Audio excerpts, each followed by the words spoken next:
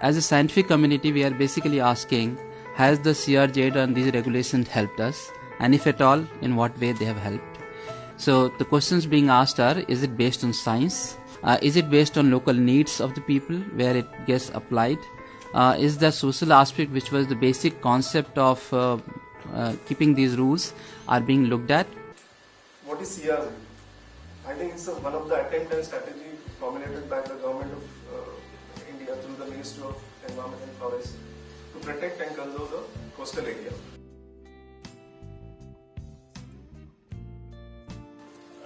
Coastal areas are being put to new uses, which we did not even imagine some few years ago when the CRZ regulations were first contemplated. As CRZ regulation evolved, we were not in a position to evolve our strategies for development as well as conservation of the natural resources. Because we applied this CRZ entirely across the coastal zones of nearly 7,000 kilometers with one rule. So these are the issues in policy making. What we think of solution today is the problem of tomorrow. Whether CRZ is supposed to protect environment or habitat or human populations, is it an urban planning issue? Nothing is very clear. These regulations have no substantive basis. They do not have sufficient scientific, technical evaluation done prior to these kinds of regulations being formed and implemented. I don't see any positive statement in the CRZ notification. The notification goes on saying don't do this, don't do this, don't do that. The focus is on industries, whether such and such industry can come or not come, as if that is the only development that affects environment. The notification says no new industries, restriction on industries, prohibition on industries. Is that the only industry is the villain? Bombay Mithi River got choked not because of industry, it is because of the public throwing the residential pollution of the plastic bags. The STL line used or given in the CZMP is very arbitrary. What I want to highlight, that discrepancy is due to there is inherent technical problem. One should understand that. The states want clearances to be given, immaterial of the merit of the case. When you make a law on desirability and then not at the implementability, there is going to be legal evil takes place. This is called Peterson principle in administrative law. 1991 notification went through a long journey, and one after another there were 25 amendments. Mostly the dams which restricts the freshwater movement or the sediment flow to the sea, and this has totally degraded the Hilsa fishery in Narmada. The stormwater drainage system in this country, in almost all the states, every city, more than the stormwater, it carries the sewerage. The whole solid waste of Delhi for the last maybe 5-6 years is being dumped on the Yamuna floodplain. When we have financial closure in 210 days, it is 7 months. I said no, sir, this is very difficult because getting CRZ clearance in half time of the financial closure. Also another issue is nuclear power plants, which comes with an added issue of safety. And you see protests these days. You've seen the protests in Jaitapur. There are protests going on in Kudankulam. Many thermal plants are located along the coast, and they keep disposing their hot water, particularly the power plant. The hot water, they take the cold sea water, and in return they dispose the hot water back to the sea. Because of the difference in temperature, many sensitive species which are not designed to withstand such temperature, they normally lose their life.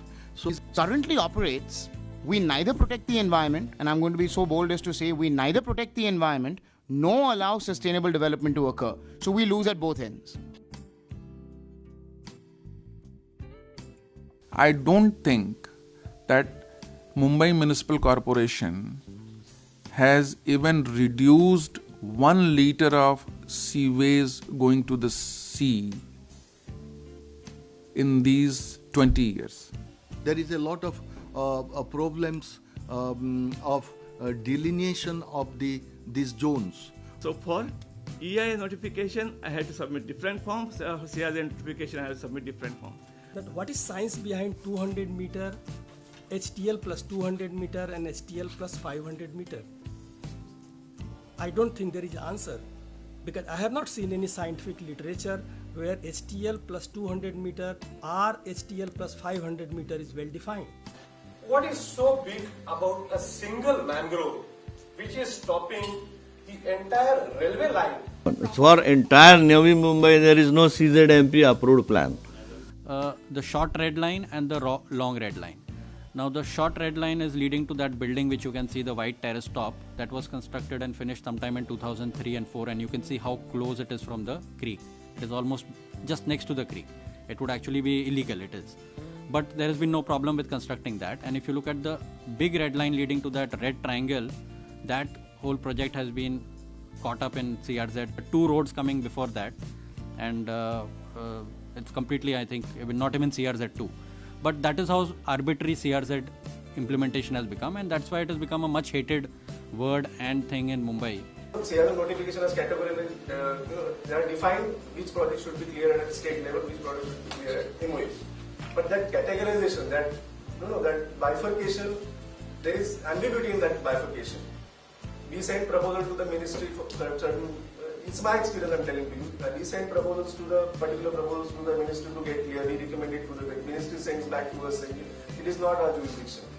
So for EIA notification, I had to submit different forms. CRZ notification, I had to submit different forms. Now these are the things which really industry worries. With so many people sitting together, so many brains together, why these simple things cannot be solved and our life can be made simple. Additional burden on fishing is removed by providing alternative means of livelihood in some other manner, so that this particular pressure on fishing goes away, and in the process the overfishing problem also goes away. But if we don't do that and only provide a ban on fishing, then we are only accomplishing half the job. But notification prohibits setting up of fish processing units in CRZ areas, even in those areas which are notified as fishing reservations. We are only targeting industry to punish, but when the violation is by the government body, we are very immune. We think that nothing can be done. Look at local knowledge systems, look at policy elements, look at the larger development paradigm, look at best practices elsewhere, because that's the real mandate which we need to be able to respond to. There are assets away from the shore in the form of not only marine life, marine aquatic life, but also in the form of corals, in the form of other minerals that are known to be present. They could also be present near the shore also. But nothing is envisaged as an asset other than land. So with these limitations, I think there is high time that new thought is given to it, and the whole thing is conceived on the basis of ecosystems. Talked about the oil, ONGC, or what about the trawlers? That are a huge number of trawlers that are just taking out the fish from the ocean, or the sea pollution, and all of these things. These are also aspects that need to be covered, but we are only looking at the land side aspect of it. Why do you can overjump the mistakes they did, in Europe? You can overjump them. I mean, if a certain kind of a pattern or certain kind of a livelihoods are getting affected, then what countermeasures this particular regulation gives? We must ask the present generation what it wants. We need to have that capacity building, wherein people are able to understand what is being said and what needs to be done. Have a less stringent, kind of a processes, so that some of the things which nation require for its very existence security, they are not made to follow the route which generally is established for other projects. Fundamentally believe that a radical solution, a radical overhaul of CRZ norms is a necessity, and I think that it's time that we acknowledge that necessity. the pressure on environment is not only coming from the traditional industries.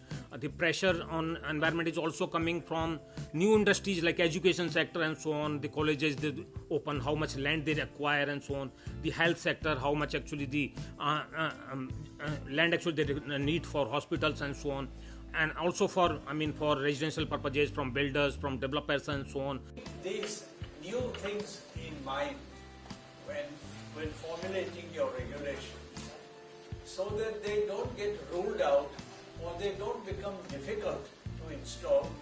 It becomes a better evolving law which does not stop development, which helps development in a sustainable manner. So monitoring mechanism has to be strengthened. Strengthened in the sense it has to come in the notification. Notification has to define very clearly that what do they mean by monitoring mechanism and what is their role. Social issues, we have cultural issues, we have economic issues which are no less important, we have ecological issues, diversity hotspots, transport, recreation, tourism, trade, commerce, industry. They all have a stake here. All that they do is to create an expert committee and believe that their combined wisdom is going to produce a foolproof and faultless document.